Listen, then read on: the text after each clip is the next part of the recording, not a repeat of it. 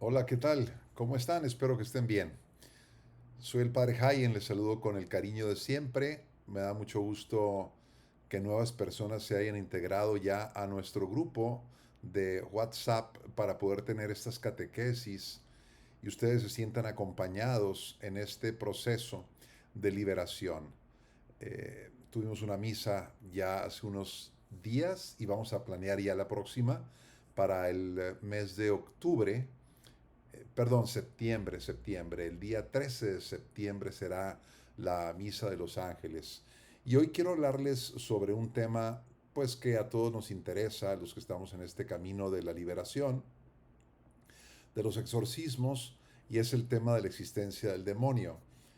Quiero hablar de esto puesto que es un problema, ya que hay personas, incluso sacerdotes, teólogos, que niegan la existencia de Satanás. Y vamos a ver algunos errores que se han cometido. ¿Por qué se niega la existencia de este ser espiritual oscuro? ¿Por qué se niega? ¿Por qué se ha negado en la historia? Fíjense, desde tiempos de Jesucristo, los saduceos, por ejemplo, negaban la existencia del demonio, no creían en el mundo de los espíritus. Pero también en el siglo XX hay teólogos que han negado la existencia. De hecho, no vemos en toda la historia de la iglesia la negación de la existencia del demonio, sino hasta el siglo XX. Entonces es un fenómeno del último siglo, de los últimos 120 años más o menos, en los que se empieza a negar la existencia. ¿Por qué razón? Pues por razón sobre todo de racionalidad. Se llama racionalismo, esa tendencia de que lo que no entra en mi mente, lo que no puedo comprender, simplemente no existe. Pues imagínense ustedes lo que sería de, de nuestra fe. Si yo no entiendo la Trinidad, pues entonces no existe. Yo no entiendo la virginidad y la maternidad al mismo tiempo de la Virgen María, pues eso tampoco no existe. No entiendo cómo en Jesucristo puede haber verdadero Dios y verdadero hombre. No entiendo, no existe. Pues acabaríamos negando todos los dogmas de nuestra fe católica, ¿no? Y lo mismo sucede con el demonio, es decir, no entiendo cómo es posible que haya un ser perverso que Dios haya creado eh, y esté actuando en el mundo. No lo entiendo, por lo tanto no creo. Esa actitud se llama racionalismo y ha estado muy fuerte en los últimos 100 años y por eso hay muchas personas que niegan la existencia del demonio. Y también otros, bueno, pues por soberbia, por materialismo, porque no quiero cambiar mi vida, es decir, esto de la lucha espiritual, pues me comprometería mucho, ¿no? Y saber que puedo estar de parte del enemigo, esto podría comprometerme demasiado, no quiero cambiar mi vida, no me quiero convertir y no creo simplemente en el demonio. Bueno, son razones por las cuales se ha negado la existencia del demonio.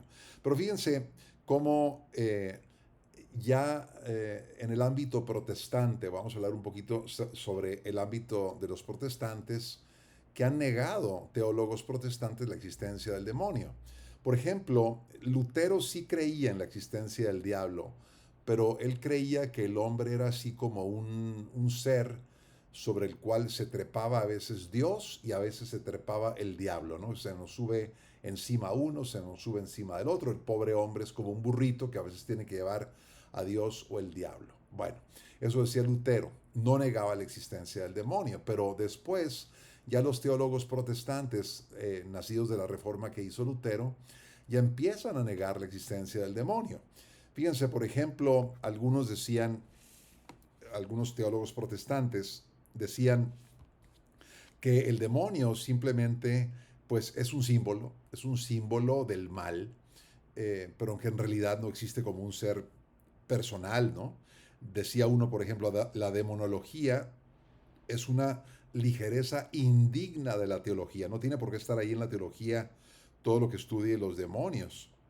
Algunos dijeron, bueno, es que el demonio es un ser incompleto, es el no ser, la negación del ser, superstición, una figura mítica de la religión, eh, simplemente pues no existe, ¿no? muchos niegan esa existencia del demonio en el ámbito protestante. Pero, ¿qué tal en el ámbito católico? También se niega a veces la existencia de Satanás, como por ejemplo cardenales incluso como Walter Casper.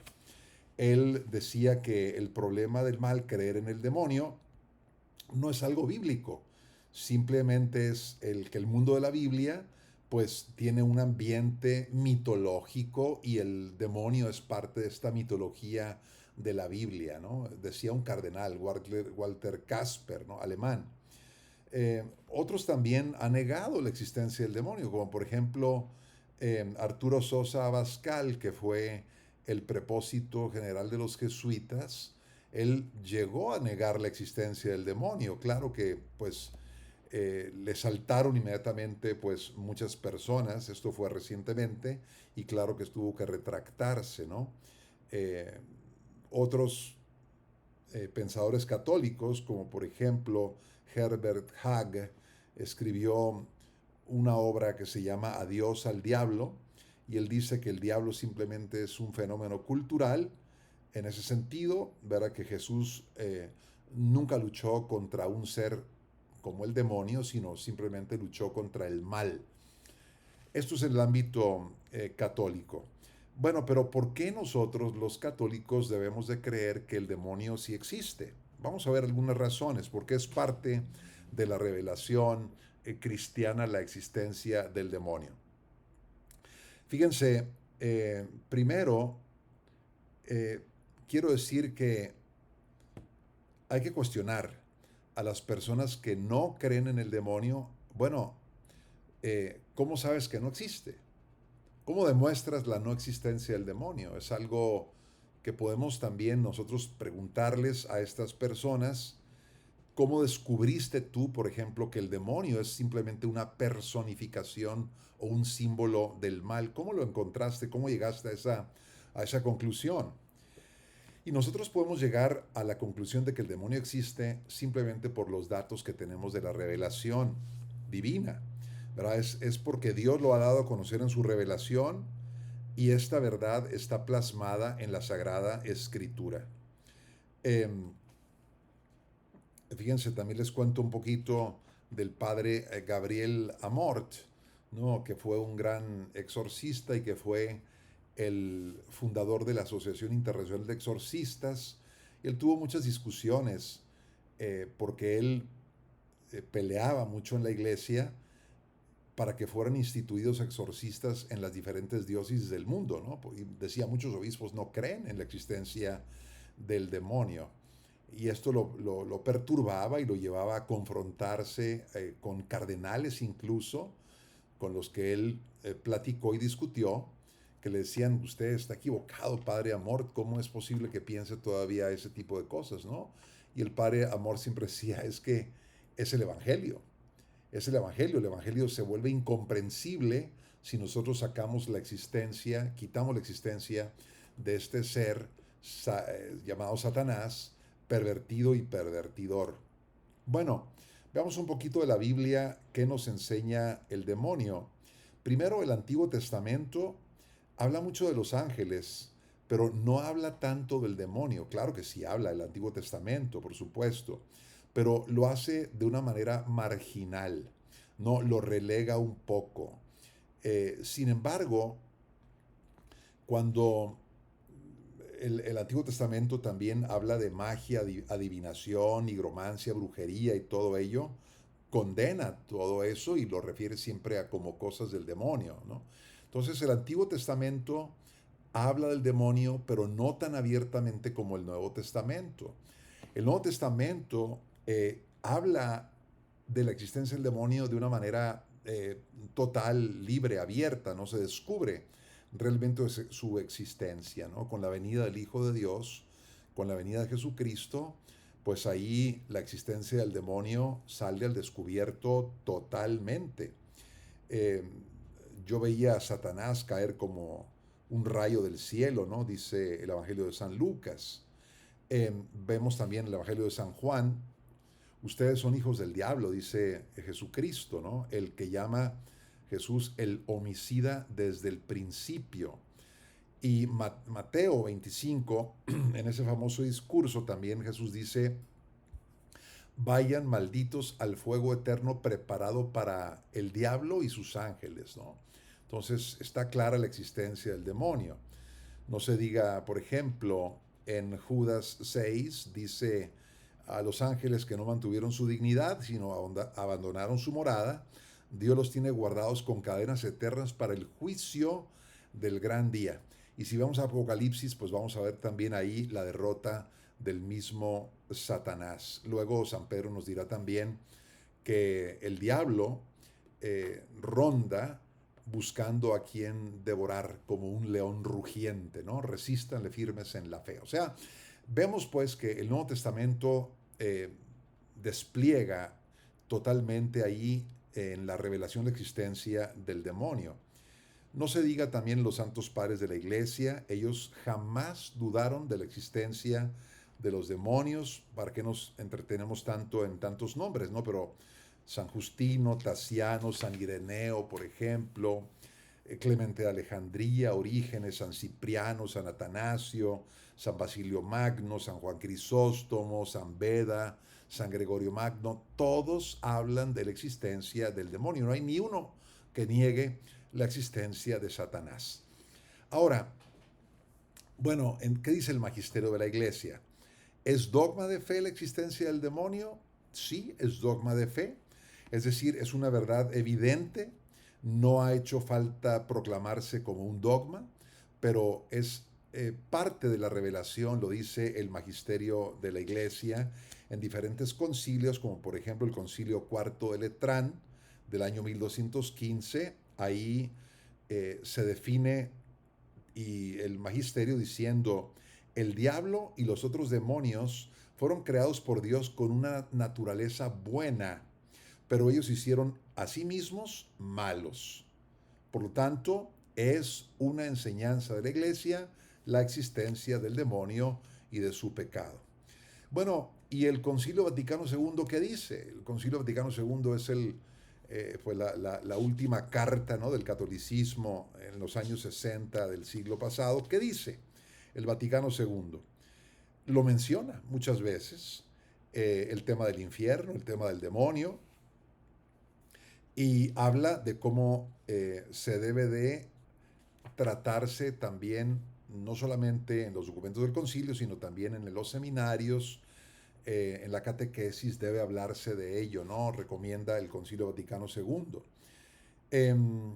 Diferentes documentos del concilio, por ejemplo, Lumen Gentium 17, habla ahí cómo el hombre está llamado pues para perfeccionarse, para purificarse, para gloria de Dios y confusión del demonio. Otros documentos, como por ejemplo Gaudium et Spes, Dios viene a liberar al hombre de la instigación del demonio, dice. O también urge al cristiano el deber de luchar contra el demonio. También dice el Concilio Vaticano II.